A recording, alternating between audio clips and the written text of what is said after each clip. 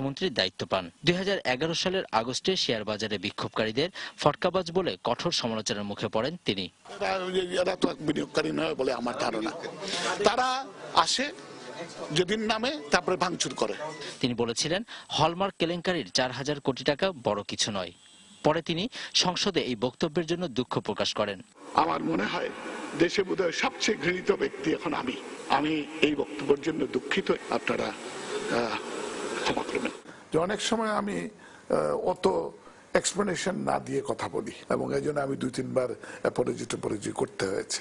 পদ্মা সেতু নির্মাণ নিয়ে বিশ্বব্যাংকের সঙ্গে অনেক টানাপোড়েন চলেছে মুহিতের। এক পর্যায়ে তিনি বিশ্বব্যাংকের সে সময়ের আবাসিক প্রতিনিধি অ্যালেন গোল্ডস্টিনকে বাংলাদেশে রাজনীতি করার পরামর্শ দেন।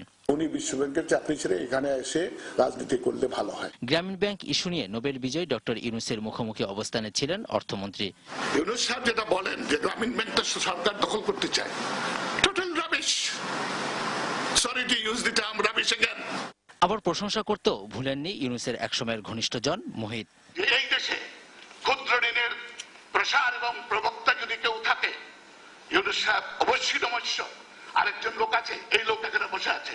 মন্ত্রিসভার প্রবীণ সদস্য অর্থমন্ত্রী হিসেবে তিনি রাবিশ, বোগাস, দুষ্টচক্র, মিথ্যাবাদী এসব শব্দগুলো ব্যবহার করেছেন বারবার। যদি আমি কমেন্ট করতে চাই তাহলে আমার ইউজুয়াল কমেন্ট করতে হবে, আমি করব না। সেটা কি স্যার? ওই যে রাবিশ, বোগাস